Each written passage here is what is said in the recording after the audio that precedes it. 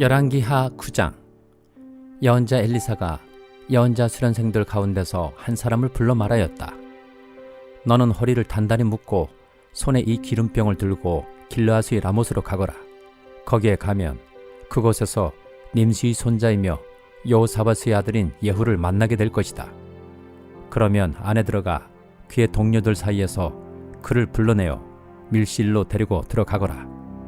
그리고 기름병을 기울여 그의 머리에 부으며 나 주가 말한다. 내가 너를 이스라엘의 왕으로 세웠다 하고 말하여라. 그렇게 말한 다음에 너는 문을 열고 속히 도망하여라. 지체해서는 안 된다. 그리하여 예언자의 시종인 그 젊은이가 길르앗의 라못으로 갔다. 그가 도착하였을 때에 그곳에는 군대의 장군들이 들러앉아 회의를 하고 있었다. 그가 그들에게 말하였다. 장군님, 드릴 말씀이 있습니다. 그러자 예후가 말하였다. 우리들 가운데 누구에게 말하고 있는 겁니까? 그 시종이 말하였다. 바로 장군님께 말씀을 드리고 있습니다. 예후가 일어나서 집 안으로 들어가자 예언자의 시종인 그 젊은이는 그의 머리에 기름을 부으며 말하였다. 나 주 이스라엘의 하나님이 말한다. 내가 너에게 기름을 부어 주님의 백성 이스라엘의 왕으로 세웠다. 너는 내가 섬기는 상전 아합의 가문을 쳐라. 나는 내 종들인 예언자들의 피와 또 주님의 다른 종들의 모든 피를 이세벨에게 갚으려고 한다. 나는 아합의 가문을 모두 다 멸망시킬 것이다. 그렇다. 아합에게 속한 사람은 메인 사람이건 노인 사람이건 가릴 것 없이 남자는 누구나 이스라엘 안에서 끊어버릴 것이다. 나는 아합의 가문을 느밧의 아들 여로보암의 가문과 같이 만들고 아히야의 아들 바하사의 가문과 같이 만들 것이다. 그리고 걔들이 이스라엘 땅 안에서 이세벨을 뜯어먹을 것이다. 그를 매장할 사람조차 없을 것이다. 그리고 난 뒤에 예언자의 시종인 그 젊은이는 문을 열고 도망하였다. 예후가 왕의 신하들이 있는 데로 나오자 한 사람이 그에게 물었다. 좋은 소식이었소. 그 미친 녀석이 장군께는 무슨 일로 왔었소? 예후가 그들에게 말하였다. 장군들께서도 그 사람이 누구고 그가 쓸데없이 떠들고 간 말이 무엇인지 짐작하고 있을 것이라 믿소. 그러나 그들이 말하였다. 슬쩍 넘어가지 마시오. 우리에게 사실을 말해주시오. 예후가 대답하였다. 그의 말이 주님께서 나를 이스라엘의 왕으로 기름 부어 세웠다고 말씀하셨다고 하였소. 그러자 그들은 황급히 일어나 각자 자기 옷을 벗어서 섬돌 위 예후의 팔 아래에 깔고 나팔을 불며 예후께서 임금님이 되셨다 하고 외쳤다. 그리하여 님시의 손자이며 여호사밧의 아들인 예후는 요람을 칠 모의를 하게 되었다. 그때 요람은 이스라엘 전군을 이끌고 시리아 왕 하셀과 맞서서 길르앗의 라못을 지키고 있었다. 요람 왕이 시리아 왕 하셀과 싸울 때 시리아 사람에게 다친 상처를 치료하려고 이스라엘로 돌아와 있을 때였다.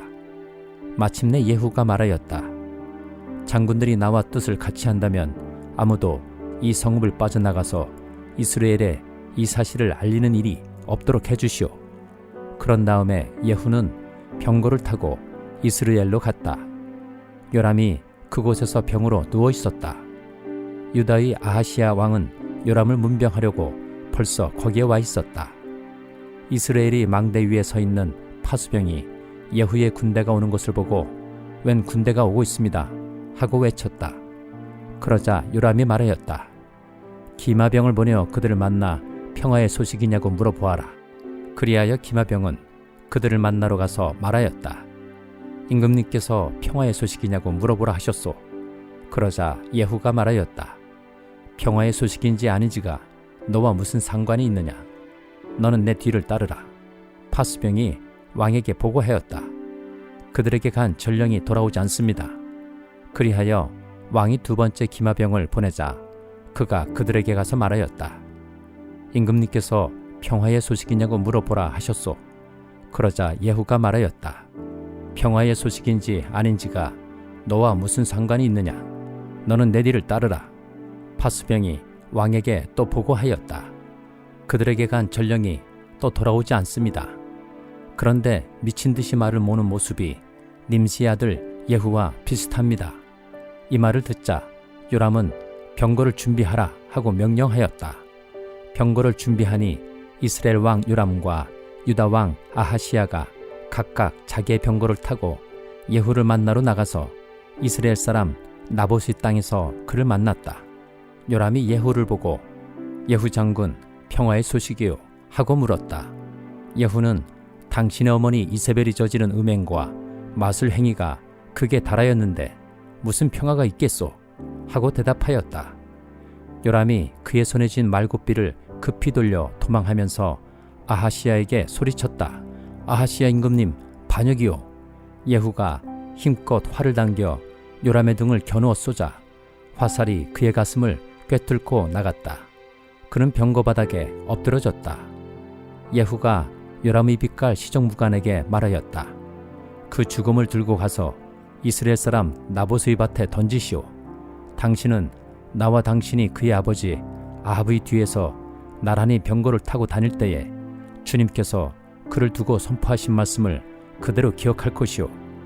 주님께서 아합에게 내가 어제 나봇과 그의 아들들이 함께 흘린 피를 분명히 보았다. 바로 이 밭에서 내가 너에게 그대로 갚겠다.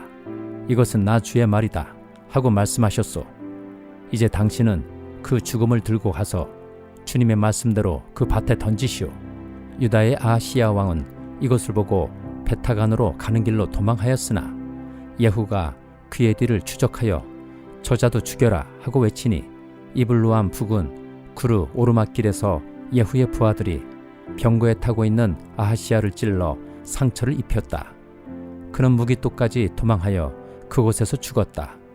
그의 부하들이 그를 병거에 실어 예루살렘으로 운반하고 그를 다윗성에 있는 그의 조상들의 묘지에 함께 장사 지냈다. 아합의 아들 요람 왕 제11년에 아하시야가 유다를 다스리는 왕이 되었다. 예후가 이스라엘에 이르렀을 때에 이세벨이 이 소식을 듣고 눈 화장을 하고 머리를 아름답게 꾸미고는 창문으로 내려다 보았다. 예후가 문 안으로 들어오자 이세벨이 소리쳤다. 제 주인을 살해한 시무리 같은 자야, 그게 평하냐? 예후가 얼굴을 들어 창문을 쳐다보며 소리쳤다. 내 편이 될 사람이 누구냐? 누가 내 편이냐? 그러자 두세 명의 내관이 그를 내려다 보았다.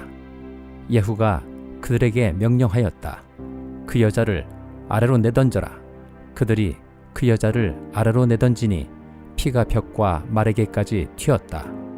예후가 탄 말이 그 여자의 죽음을 밟고 지나갔다. 예후가 궁으로 들어가서 먹고 마시다가 말하였다. 이제 저 저주받은 여자를 찾아다가 장사를 지내주어라. 그래도 그 여자는 왕의 딸이었다. 그들이 그 여자를 장사 지내주려고 찾아 나섰으나 그 여자의 해골과 손발 밖에는 아무것도 발견할 수가 없었다.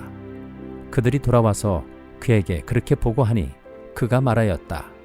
주님께서 주님의 종 디셉 사람 엘리야를 시켜서 말씀하신 대로 이루어졌다.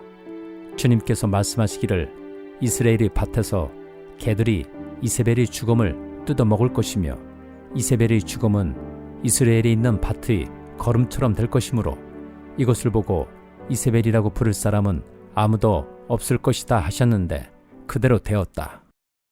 디모데전서 6장. 종의 멍에를 메고 있는 사람은 자기 주인을 아주 존경할 분으로 여겨야 합니다.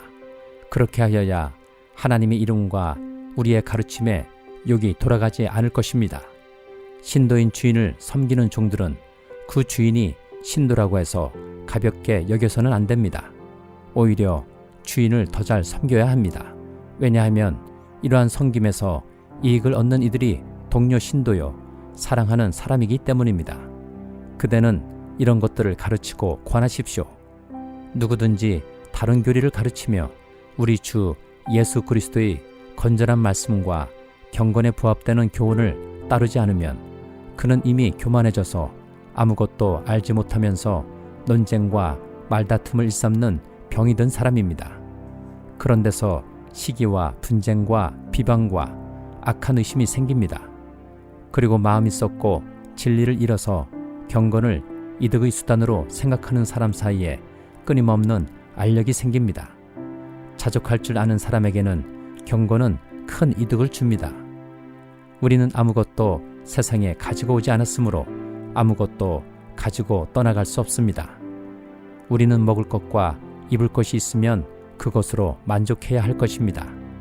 그러나 부자가 되기를 원하는 사람은 유혹과 올무와 여러 가지 어리석고도 해로운 욕심에 떨어집니다. 이런 것들은 사람을 파멸과 멸망에 빠뜨립니다. 돈을 사랑하는 것이 모든 악의 뿌리입니다.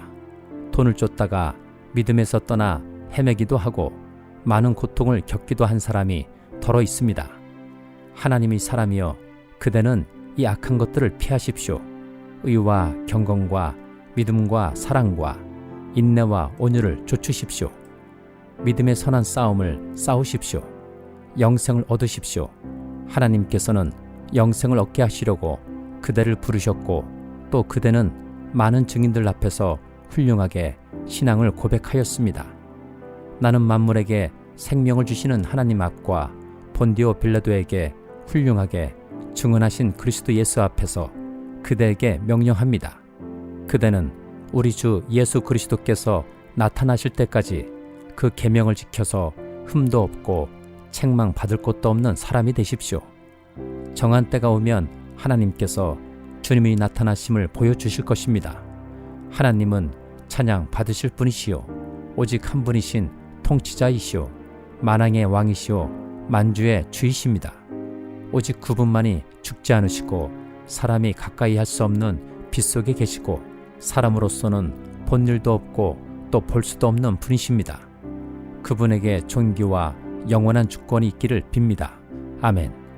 그대는 이 세상의 부자들에게 명령하여 교만해지지도 말고 덧없는 재물에 소망을 두지도 말고 오직 우리에게 모든 것을 풍성히 주셔서 즐기게 하시는 하나님께 소망을 두라고 하십시오. 또 선을 행하고 좋은 일을 많이 하고 아낌없이 베풀고 즐겨 나눠주라고 하십시오. 그렇게 하여 앞날을 위하여 든든한 기초를 스스로 쌓아서 참된 생명을 얻으라고 하십시오. 디모데여, 그대에게 맡긴 것을 잘 지키십시오. 속된 잡담을 피하고 거짓 지식의 반대 이론을 물리치십시오. 이 반대 이론을 내세우다가 믿음을 잃은 사람도 더러 있습니다. 은혜가 여러분과 함께 있기를 바랍니다. 호세아 1장. 주님께서 부엘의 아들 호세아에게 주신 말씀이다. 때는 우시야와 요담과 아하스와 히스기야 왕이 이어서 유다를 다스리고 요아스의 아들 여로보암 왕이 이스라엘을 다스리던 때이다. 주님께서 처음으로 호세아를 시켜 이스라엘 사람들에게 말씀하실 때에 주님께서는 호세아에게 다음과 같이 말씀하셨다. 너는 가서 음란한 여인과 결혼하여 음란한 자식들을 낳아라. 이 나라가 주를 버리고 떠나서 음란하게 살고 있기 때문이다. 호세아가 가서 디블라임의 딸 고멜과 결혼하였다. 고멜이 임신하여 호세아의 아들을 낳았다. 주님께서 호세아에게 말씀하셨다. 그의 이름을 이스라엘이라고 하여라. 이제 곧 내가 예후의 집을 심판하겠다. 그가 이스라엘에서 사륙한 죄를 물어서 이스라엘 왕조를 없애겠다. 또 그날에 내가 이스라엘 평원에서 이스라엘의 활을 꺾겠다. 고멜이 다시 임신하여 딸을 낳았다. 이때 주님께서 호세아에게 말씀하셨다. 그 딸의 이름은 로루하마라고 하여라. 내가 다시는 이스라엘 족속을 불쌍히 여기지도 않고 용서하지도 않겠다. 그러나 유다 족속은 내가 불쌍히 여기겠다. 그들의 주 나 하나님이 직접 나서서 그들을 구출하겠다. 그러나 내가 그들을 활이나 칼이나 전쟁이나 군마나 기마병으로 구출하는 것이 아니다. 로루하마가 젖을 뗄 때에 고멜이 다시 임신하여 아들을 낳았다. 주님께서 말씀하셨다. 그의 이름을 로암미라고 하여라. 너희가 나의 백성이 아니며 나도 너희의 하나님이 아니기 때문이다. 그러나 이스라엘 자손의 수가 바닷가의 모래처럼 많아져서 얼마나 되는지 아무도 대어보거나 세어볼 수 없을 때가 올 것이다. 그때가 되면 사람들이 너희를 로암미라고 부른 땅에서 살아계신 하나님의 자녀라고 부를 것이다. 그때가 되면 유다 자손과 이스라엘 자손이 통일을 이룩하여 한 통치자를 세우고 땅에서 번성할 것이다. 그렇다. 이스라엘의 날이 크게 번창할 것이다. 시편 119장 73절부터 96절까지. 주님께서 손으로 몸소 나를 창조하시고 나를 세우셨으니 주님의 계명을 배울 수 있는 총명도 주십시오. 내가 주님의 말씀에 희망을 걸고 살아가기에 주님을 경외하는 사람들이 나를 보면 기뻐할 것입니다. 주님의 판단이 옳은 줄을 나는 압니다. 주님께서 나에게 고난을 주신 것도 주님께서 진실하시기 때문이라는 것을 나는 압니다. 주님의 종에게 약속하신 말씀대로 주님의 인자하심을 베풀어 주셔서 나를 위로해 주십시오. 주님의 법이 나의 기쁨이니 주님의 긍휼을 나에게 베풀어 주십시오. 그러면 내가 새 힘을 얻어 살 것입니다. 이유도 없이 나를 괴롭히는 저 오만한 자들은 수치를 당하게 해 주십시오. 나는 주님의 법도만을 생각하겠습니다. 주님을 경외하는 사람들이 내게로 돌아오게 해 주십시오. 그들은 주님의 증거를 아는 사람들입니다. 내 마음이 주님의 율례들을 완전히 지켜서 내가 수치를 당하지 않게 해 주십시오. 내 영혼이 지치도록 주님의 구원을 사모하며 내 희망을 모두 주님의 말씀에 걸어 두었습니다. 주님께서 나를 언제 위로해 주실까 하면서 주님의 말씀을 기다리다가 시력조차 잃었습니다. 내가 비록 연기에 그을린 가죽부대처럼 되었어도 주님의 율례들만은 잊지 않습니다. 주님의 종이 살 수 있는 날이 이제 얼마 남지 않았습니다. 나를 핍박하는 자를 언제 심판하시겠습니까? 주님의 법대로 살지 않는 저 교만한 자들이 나를 빠뜨리려고 구덩이를 팠습니다. 주님의 계명들은 모두 진실합니다. 사람들이 무고하게 나를 핍박하니 나를 도와주십시오. 이 세상에서 그들이 나를 거의 다 죽여놓았지만 주님의 법도를 나는 잊지 않았습니다. 주님의 인자하심으로 나를 살려주십시오. 그러면 주님께서 친히 명하신 증거를 지키겠습니다. 주님의 말씀은 영원히 살아있으며 하늘에 굳건히 자리 잡고 있습니다. 주님의 성실하심은 대대에 이릅니다. 땅의 기초도 주님께서 놓으신 것이기에 언제나 흔들림이 없습니다. 만물이 모두 주님의 종들이기에 만물이 오늘날까지도 주님의 규례대로 흔들림이 없이 서 있습니다. 주님의 법을 내 기쁨으로 삼지 아니하였더라면 나는 고난을 이기지 못하고 망하고 말았을 것입니다.